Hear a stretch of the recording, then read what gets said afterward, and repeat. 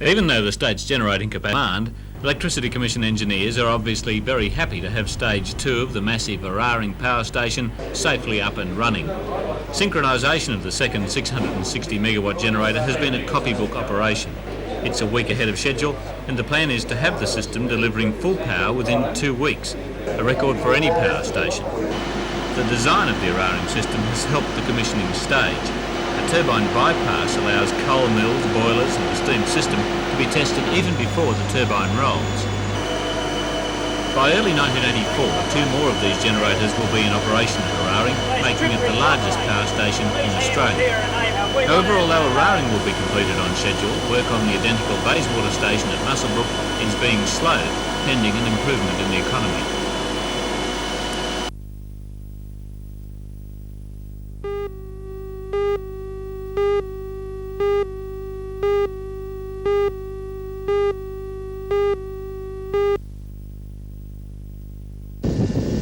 It was a very close tussle indeed, with Debbie picking up gold medals in the tricks and slalom sections, but in her favourite section, the timed starts, she failed to poll enough points to wrap up the championship, and Kim Lampard of Sydney took out the world title with a very consistent 3 seconds.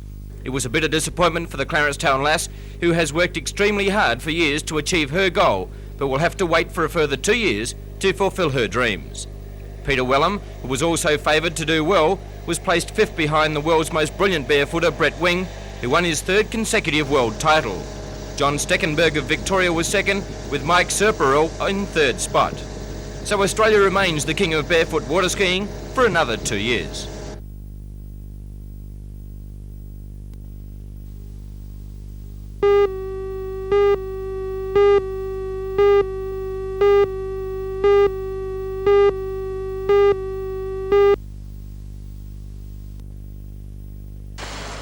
It's been estimated that in the Newcastle area we have nearly 300 out-of-trade apprentices. Normally, there are no more than 100 statewide. But what is an out-of-trade apprentice? They've gone before the Apprenticeship Commission because their employers haven't been able to give them trade work, and they're now called out-of-trade apprentices. And this means that those boys, although they haven't had their indentures cancelled, they're no longer held by that particular company, and unless they can find another engineering company to take them on, they've got no way of completing their apprenticeship. But an attempt is being made to maintain the continuity of apprentice training even if they are out of a job. The idea is to provide accelerated technical college training which will count towards the apprenticeship. If and when the apprentice can get another job, he'll be able to work a full 5-day week, and this will make the apprentice a better employment prospect. The BHP recently offered the use of its apprentice training centre in Newcastle for such schemes. As well, the federal government will offer the unemployed apprentices a training allowance on top of their unemployment benefits. Those under 18 will qualify for an extra $15.20 a week, those over 18 up to $37 extra a week. As Bill Poole of the Apprenticeship Directorate says, the main thing is to maintain the continual supply of skilled tradesmen.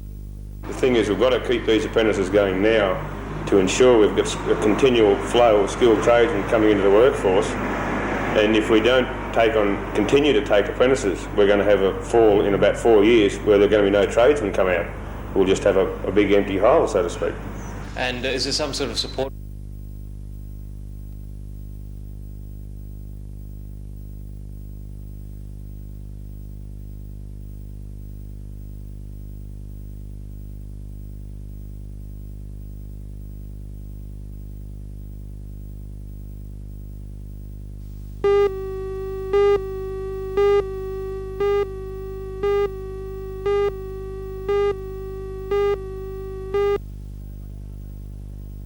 Evans and The goes Australians down. have named Chris Anderson in the uncustomary position of Now, fullback, Strader again. giving Rod Morris the Back inside captaincy, to Reddy. making Reddy John Muckleton one-handed the to kicker Wayne for the game, Pearce. and Pearce Mark Murray goes at through, 5'8". right through the middle. The remainder of Looks the for side is support. Eric Scott Groth Reddy and John there. Rebo Should on be the a wings, try to rebound. Gene Miles and Steve Eller in the centres, And the with action. Steve Mortimer at halfback. Straight inside. Rod Morris and Don McKinnon will play in the front row, Rogers. with Greg Cornescu as The ball hooker, left behind with by Muggleton and McCabe. Hancock in the second The row. referee allowing The Kangaroos, Lewis who has play come Rouhani, away. will Was a encounter knock much on, more but Kenny opposition will in go on with France, this. according to coach Kenny's Frank picked Statton, who 1, 2. says the French are better And he's in organised for than a England try, and I have don't been think in that should training have for been several allowed. weeks. I thought McCabe knocked it on back at halfway, but it's an act of his career.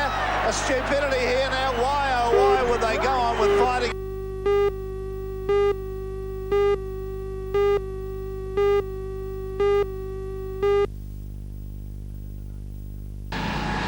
Since November 1977, the dredgers and drilling rigs of the West Ham Company have been very much part of the Newcastle harbour scene.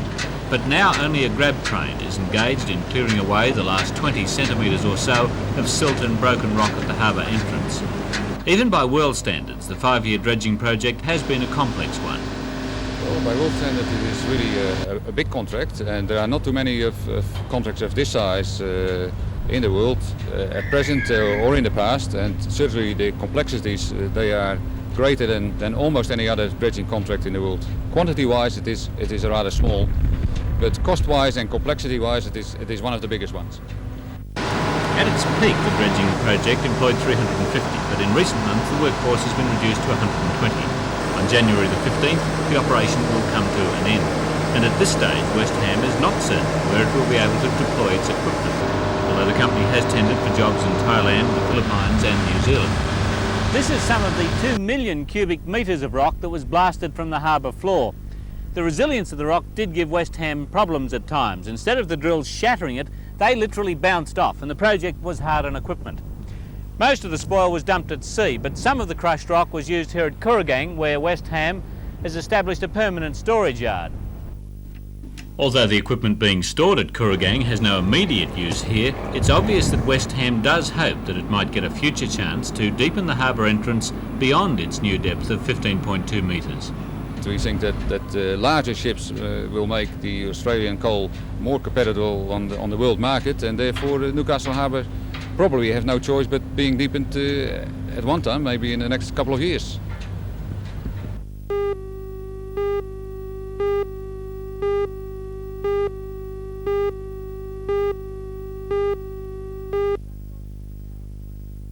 Dungog is renowned for its beautiful old homes, but it's also earning a reputation as one of the few centres in Australia where building activity is on the increase. 15% more dwellings were approved by Dungog Shire Council for the first 10 months of 1982 than were approved for the whole of last year. Most of the new residents are elderly people who have come to enjoy the serenity of Dungog in their retirement. The council's building surveyor, Mr. Reg Howard, says it's the quality of life that's drawing people to Dungog. It's the lifestyle that people have desire to get and not always able to obtain. That which I would think you could express it as being able to have things on your own doorstep on the acreages around the Shire. People can have their own horse for the children, and the pony club is established and getting stronger all the time because of that. Do most of the people who are moving to Dungog work in Newcastle and so have to commute there every day? I would say that they do. Majority of them do that, yes. And they seem to think that the drive is rather pleasant. It doesn't get involved in heavy traffic, particularly when you get beyond Raymond Terrace. And they seem to be prepared to accept that as a quiet drive rather than have a quieter lifestyle for the other 16 hours of the day. Despite the new growth in Dungog, Mr. Howard says he's confident that the lifestyle people have come here to find won't change.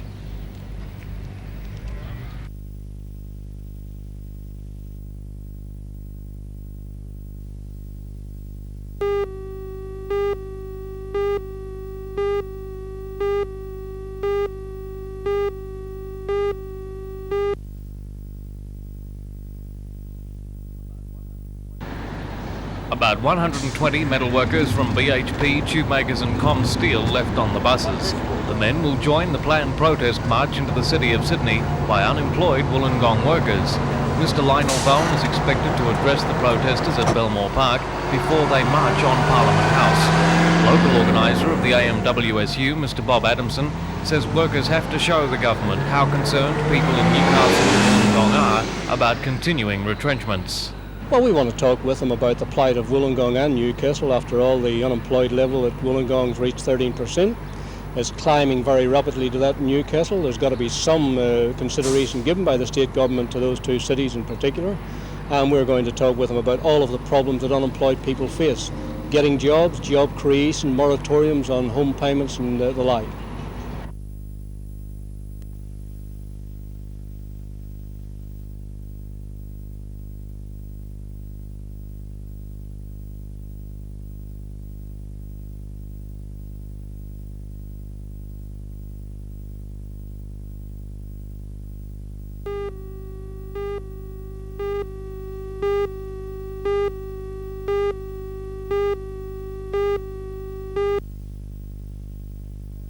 drop. Craig Stadler putting to stay in the match. And does it with consummate ease. Now his approach shot on the 76th hole. Par 4, and just a little bit too strong and into the crowd. Ray Floyd's approach shot, same hole. Right there. Stay there. On the green, but a long way away from the cup, and Ray Floyd first to putt.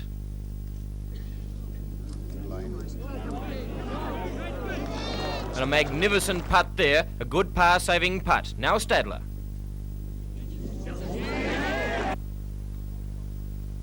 And even great golfers miss these. So Ray Floyd needs to knock this one in to win the match. So Floyd wins the playoff and wins $300,000 for his troubles.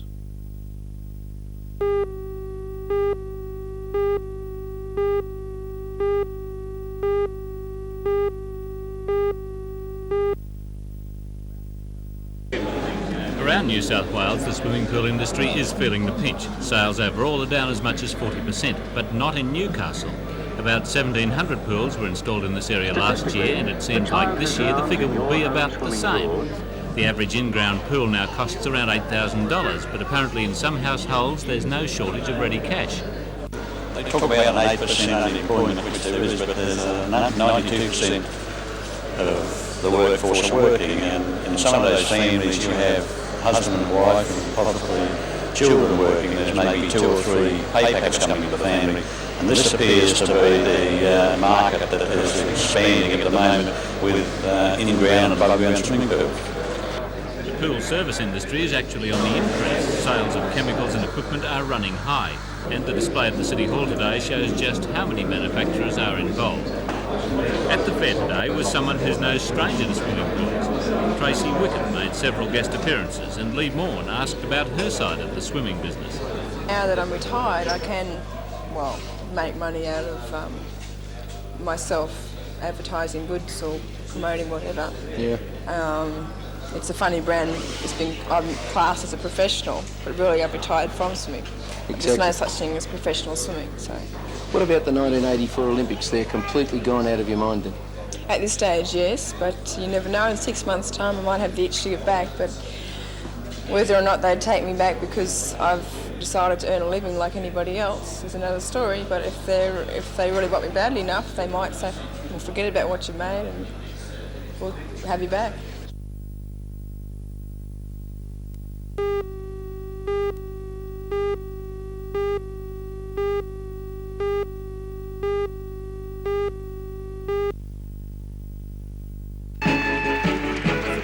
It was a night of recognition for a job well done at last night's Condor Awards at the Civic Theatre. The difficult task of judging the various categories was done by 4 theatre critics, and the awards were presented by Vic Rooney and the Lord Mayor Alderman Joy Cummings. It was a packed house for the City of Newcastle Drama Awards. A number of professional and non-professional actors, directors, set designers and choreographers received Condors for their work throughout the year. But the night wasn't all presentations.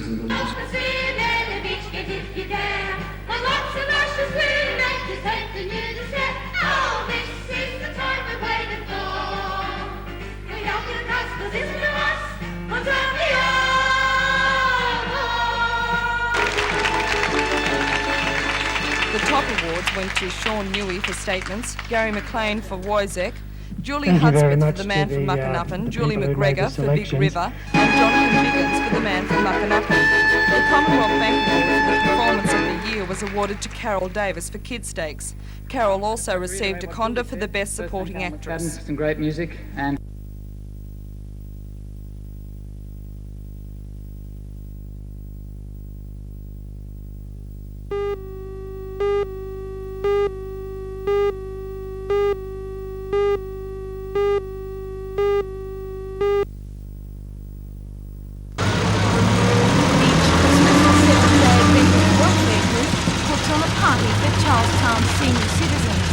This year they did it in style. Some of Charlestown's oldest citizens came to the party in a 1918 Chevrolet. Obviously enjoying the luxury was 96-year-old Mrs. Rachel Wynne, who's worked with the Adventist Church for more than 25 years. Mrs. Wynne was one of 70 senior citizens taking part in the festivities at the Charlestown Adventist Hall. Organisers say the annual party is always an enjoyable occasion, and it seems this year was no exception. The guests got into the spirit of things right from the start by joining in the singing of some well-known Christmas carols.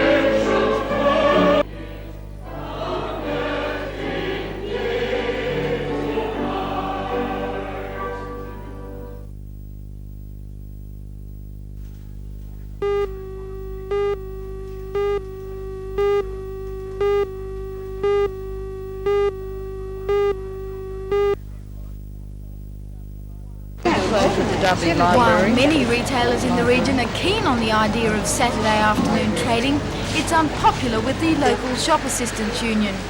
Retailers are apparently suffering cold feet over the matter and have decided to go along with the union's wishes and close as normal at midday on the 2 Saturdays. According to the union, while approval has been given for only 2 Saturday afternoons on a voluntary staffing basis, it may lead to the extended hours becoming permanent. Union spokesman Mr. Jeff Williams.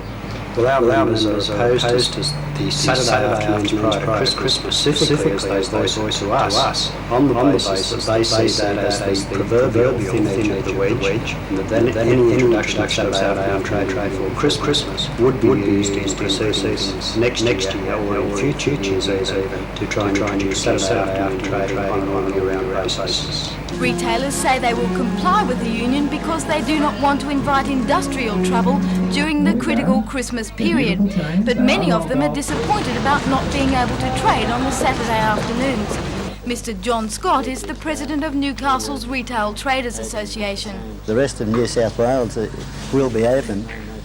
I think we'll lose quite a bit of business by not being open on Saturday afternoon. And that survey result showed that 75% of the population in the Newcastle and local Torres area believe that the current trading hours are sufficient. But certainly not for the full amount. I anticipate we'll lose something in the vicinity of $10 million.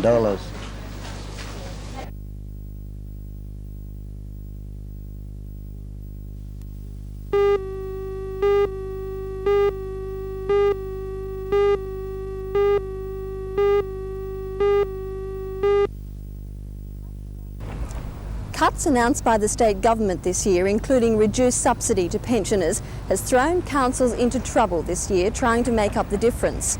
The Newcastle City Council will apply for a permission to increase its rates by 12%. The money is needed to help the council maintain its subsidy to pensioners of up to 75%.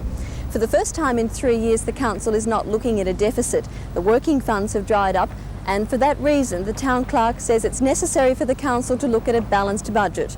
All departments have suffered cutbacks, and there'll be 19 fewer jobs in the council next year. $487,000 has been slashed from the works program in the area of road maintenance and construction. Other cutbacks include the closure of the Newcastle City Childminding Centre, which has been operating at a loss for years. Port Stephens Shire Council met last night to discuss the budget and decided to defer its decision until next week. Maitland is looking at an 11% rate increase this year. Budget talks will continue tomorrow night. At Gosford City Council, 15 people are to lose their jobs next year. The council has increased general rates by 11%. Water and sewage rates are also up. Mayor Alderman Barry Horn explains why. They are up because of two main reasons. The first is that we have suffered an increase of about $400,000 in electricity. The other part of it is our loan commitment, which we cannot do anything about. And the operating expenditure has been reduced to an absolute minimum, and they must go up by 28%. Wyong Shire Council brought down its budget today. The combined rate increase will mean a rise of about $1 to $2 a week for the average ratepayer. The increase in water rates is to cover loans for the $7 million water treatment plant west of Wyong. Once again, the government's cutbacks have hit hard. Wyong is budgeting for a deficit of $414,000 and 12 jobs are in jeopardy.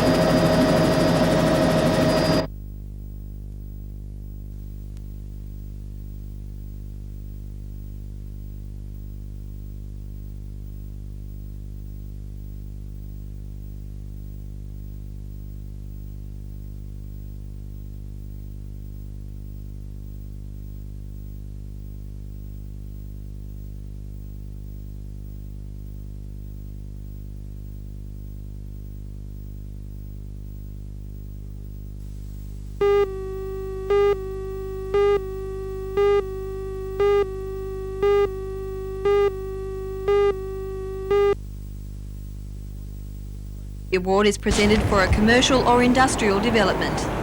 The Menkins Design Award for a new residence went to the Bungate home in Queens Road, Newlambton. The Tonella Commercial Centre in Bull Street, Newcastle took out the Charles David Design Award for renovation. This year, a Heritage Award has been created for the preservation of a building. It was won by the Newcastle East Public School in Tyrrell Street, Newcastle.